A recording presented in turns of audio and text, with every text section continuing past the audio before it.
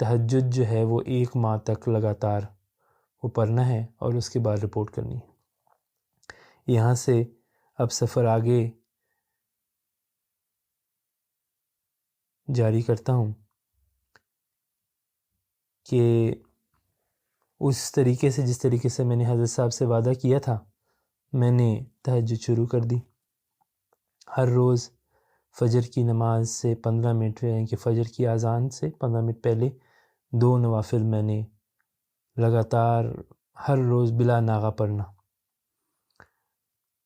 اور یہاں پر ہو سکتا ہے میری ایک ذہنی کمزوری بھی یہ تھی کہ میں یہ سوچتا تھا کہ اب میں ہر روز اگر تہجد پڑھوں گا تو گویا کہ ہو سکتا ہے کہ اللہ تعالیٰ مجھے کوئی آواز سے مجھے بتا دے گا کہ ہاں میں یہاں پر ہوں، یا کوئی ایسا نشان دکھا دے گا۔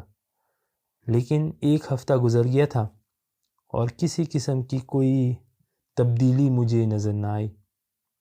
میں فکر مند تو ہوا، لیکن چونکہ میں نے وعدہ کیا تھا میں نے پھر اس کو جاری ہی رکھا۔ 2 ہفتے گزر گئے، کچھ نہ ہوا۔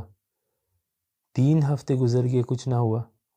اور چوتھے ہفتے جب چڑھا تو مجھے بہرحال یہ فکر لاحق ہوئی کہ وقت تو اب مکمل ہونے لگا اور مجھے تو کسی قسم کی کوئی بھی نشانی یا کوئی ایسا ثبوت یا دل کی کوئی کیفیت میں بدلاؤ کوئی نظر نہ آیا۔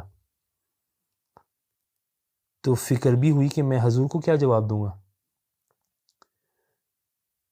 تو فوری طور پہ ذہن میں یہ بات آئی کہ میں حضرت صاحب سے اجازت لے لوں، رخصت لے لوں کہ مجھے مزید 1 ماہ اور کی اجازت دے دیں۔ سو میں نے ایسے ہی کیا، حضرت صاحب کی خدمت اقدس میں خط لکھا کہ مجھے حضور انور اگر اجازت دیں کہ میں مزید 1 ہفتہ اور تہجد پڑھ کے پھر آؤں۔ تو ابھی جواب آیا تو نہیں تھا، لیکن میں نے اس کو جاری رکھا، تہجد پڑھتا گیا یہاں تک کہ ماہ گزر گیا، اگلا ماہ چڑھ گیا، 5واں ہفتہ چڑھ گیا اور کوئی تبدیلی نہیں آئی۔ مجھے پھر بہت تکلیف بھی ہوئی اور پریشانی بھی ہوئی کہ یقیناً مجھ میں ہی کوئی ایسی کمزوری ہے کہ اگر تو خدا تعالیٰ ہے کہ وہ مجھے اپنا کوئی نشان ہونے کا نہیں دکھا رہا۔ تو میں نے اس درد سے پھر دعا شروع کی، اور میں آپ کو کیسے بتاؤں کہ اس وقت حالت میری ایسی ہو جاتی تھی جب تہجد کے لیے میں اٹھتا تھا کہ واقعی طور پہ ذہن جو ہے نا وہ ایسا ہو چکا تھا کہ میں یہی سمجھتا تھا کہ مجھ میں کوئی ایسی کمزوری میں انسان کو اتنا برا ہو گیا ہوں کہ اللہ تعالیٰ جو ہے نا وہ میرے نزدیک نہیں آنا چاہتا۔ اسی کیفیت میں آنکھوں سے آنسو آنے شروع ہو گئے، اور میرے جو آپ کہہ سکتے ہیں 7ویں ہفتے کی جو تہجد کی عبادتیں تھیں وہ پوری ایسے گزری کہ میں رو رو کر کے میں نے گزاری، اور سارا دن میں پریشان رہتا اور اگلے دن تہجد کے انتظار میں رہتا۔ جب 7واں ہفتہ ختم ہونے کو آیا، میں نے اپنے اس گریہ زاری کو اور مزید تیز کر دیا۔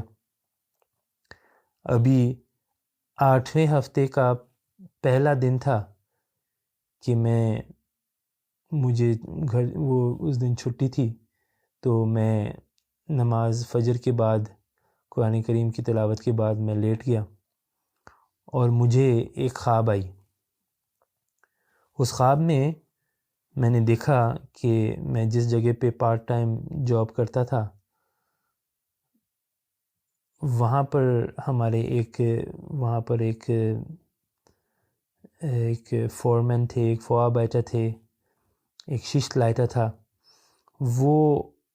اس کی طبیعت بڑی سخت تھی، وہ ہمیشہ اونچی آواز میں اس نے بات کرنا، اور ہمیشہ اس نے گالی گلوچ سے بھی جو ہے نا وہ اپنے زبان کو ہمیشہ تر رکھنا۔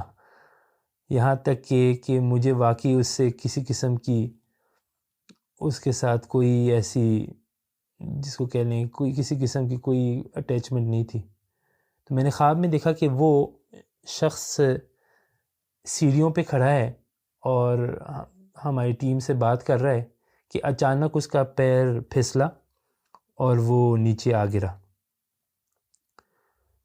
اور خواب میں مجھے یہ محسوس ہوا یا پتہ لگا کہ اس کا جو دائنا پیر ہے وہ ٹوٹ گیا. اور خواب میں اس کو پھر ایمبولینس لے جاتی ہے اور ہمیں یہ پتہ لگتا ہے کہ وہ پھر دوبارہ کام پہ نہیں آیا. بہرحال میں اٹھا تو میں نے کچھ نہ سوچا، میں نے کہا عجیب سا خواب تھا. بہرحال ذہن میں تو تھا لیکن کوئی ذہن اس طرف مزید نہیں گیا. 2 دن بعد میں کام پہ تھا تو عین جس طریقے سے میں نے خواب میں دیکھا تو اس شخص کو میں نے دوبارہ دیکھا. اور ابھی میں کام پہ تھا کہ میں نے اس شخص کو دیکھا کہ وہ سیڑھیوں سے نیچے اتر رہا ہے اور اس نے کوئی چیز ہاتھ میں پکڑی ہوئی ہے اور اچانک اس کا پیر پھسلا اور وہ نیچے گر گیا. یقیناً میں آپ لوگوں کو بتا نہیں سکتا کہ مجھے اتنی خوشی ہوئی کہ میں بیان نہیں کر سکتا. اور فوری طور پہ میرے ذہن میں یہ بات آئی کہ یہ تو اللہ تعالیٰ کے سوا کوئی اور نہیں ہو سکتا جس نے مجھے اس چیز کا پیغام پہلے دیا. اور وہ جب رو رہا تھا یا چیخ رہا تھا تو میری خوشی سے آپ کہہ لیں کہ حالت جو ہے نا وہ خراب ہو رہی تھی. میں ہنستا جاتا تھا اور میں کہتا جاتا تھا کہ اب اس کا پیر ٹوٹ گیا، وہ اب نہیں کام پہ آئے گا. بہرحال لوگ تو مجھے دیکھ کے حیران ہوتے تھے، لیکن یہ کیفیت تھی کہ میں بیان نہیں کر سکتا. اور میں نے گھر آتے ہی فوری طور پہ خط لکھا کہ حضور میں آنے کی اجازت چاہتا ہوں. اور کچھ عرصے کے بعد ہمیں واقعی طور پہ یہ پتہ لگا کہ وہ جو شخص جو کام کرتا تھا ہمارے پاس، اس کے پیر کے ٹوٹنے کی وجہ سے اس کی پیر کچھ ایسے ٹوٹا ہے کہ اس کو زیادہ دیر ہاسپٹل میں رہنا پڑے گا. اس کے بعد پھر وہ ریحا میں جائے گا اور ہو سکتا ہے کہ پھر وہ دوبارہ کام پہ نہ آئے. اور وہ بات پھر ایسے ہی پوری ہوئی.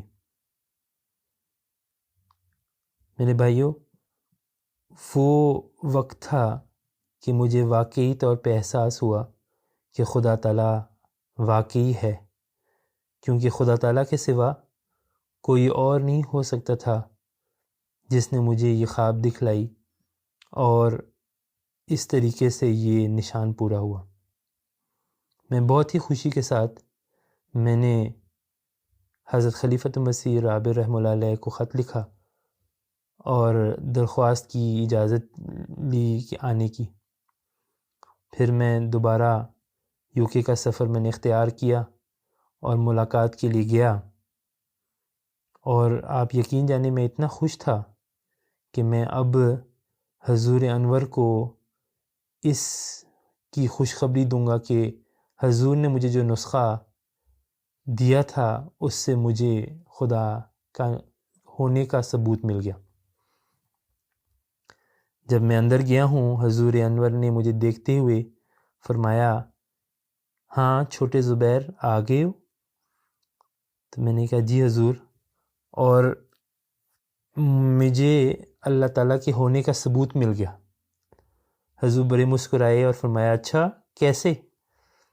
تو میں نے پھر وہ سارا واقعہ سنایا اور میں وہ واقعہ سناتا جاتا تھا اور مجھے محسوس ہوتا تھا کہ حضور کچھ خوش نہیں ہیں. حضور کی چہرے کی جو تاثرات تھے وہ خوشی کے نہ تھے. اور میں پریشان تھا کہ مجھے تو سمجھ نہیں لگتی کہ کیوں حضور خوش کیوں نہیں ہیں. جب میں نے اپنی بات مکمل کی تو حضور انور مجھے دیکھتے ہوئے حضور نے فرمایا کہ اس بیچارے کو تم نے روکا کیوں نہیں؟ تو میں نے سوچا، میں نے کہا حضور اگر میں روک دیتا تو مجھے اللہ تعالیٰ کے ہونے کا ثبوت کیسے ملتا؟ تو حضور نے فرمایا کہ دیکھیں جب اللہ تعالیٰ ایسی کوئی خواب دکھلائے تو مومن کا کام ہے کہ وہ پھر جو اگلا انسان ہے اس کو تنبیہ کرے یا اس کو سمجھائے اور اسے نقصان سے بچائے، کیونکہ مومن تو نقصان سے خوش تو نہیں ہوتا۔ اس وقت مجھے افسوس بھی ہوا اپنی حالت پہ، لیکن ذہن میں یہ بات پھر بھی تھی کہ اگر یہ نہ ہوتا تو مجھے ثبوت نہ ملتا۔ تو یہ کہتے ہوئے حضور لیکن مسکرانے لگے اور فرمایا، ایک بات فرمائی کہ جو آج اتنے سالوں بعد میں جب سوچتا ہوں وہ میرے ایمان کی اضافے کے لیے ایک ثبوت ہے۔ حضور نے پنجابی میں کچھ ایسا فرمایا کہ ضرور کسی کے گوڑے گٹے تروا کے مننا سی، اور حضور مسکرانے لگے، ہنسنے لگے۔ اور میں اپنے پیارے بھائیوں سے یہ بھی شیئر کرنا چاہوں گا کہ یہ جو واقعہ میں آپ لوگوں کو سنا رہا ہوں، اللہ تعالیٰ کے فضل سے مجھے یہ واقعہ ہمارے پیارے امام حضرت خلیفۃ المسیح الخامس ایدہ اللہ تعالیٰ بنصر العزیز کو بھی سنانے کا موقع ملا۔ اور اس موقع پہ جب میں نے یہ واقعہ سنا رہا تھا اور یہاں تک پہنچا تو حضور نے بھی مسکرا کے یہی فرمایا پنجابی میں کہ اتھر ضرور کسی دے گوڑے گٹے تروا کے مننا سی، اور حضور مسکرانے لگے۔ میرے لیے وہ لمحہ ایسا ہی تھا جیسے کہ میں نے حضرت خلیفۃ المسیح رابع کو پھر دیکھ لیا،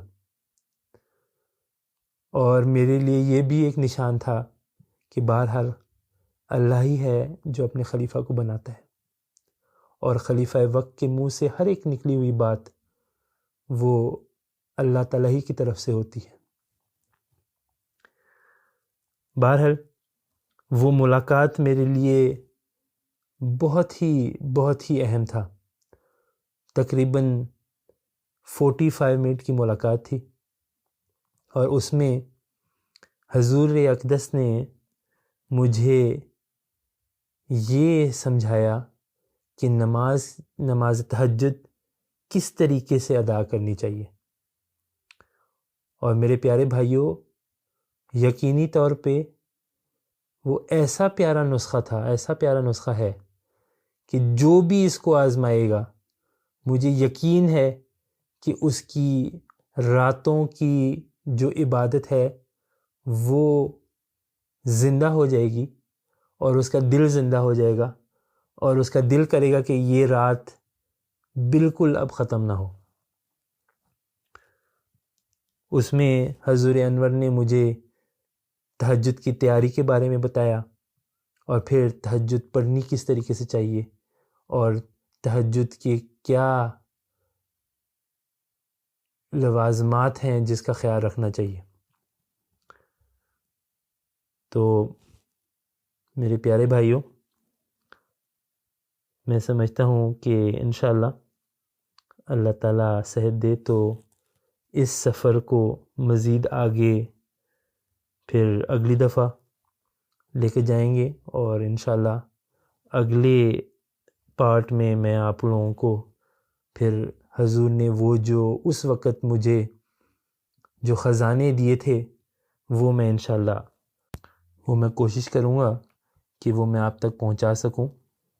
الحمدللہ اس وقت میں نے وہ نکات لکھ لیے تھے، اور ان نکاتوں کو میں بار بار پڑھتا بھی ہوں، تو انشاءاللہ ان کو میں آپ کے سامنے رکھوں گا، اور یہ دعا کروں گا یا کرتا ہوں کہ اللہ تعالیٰ آپ کو بھی وہ خوشیاں دکھائے اور وہ لذت عطا فرمائے جو مجھے حضور انور کی ان باتوں سے ملا۔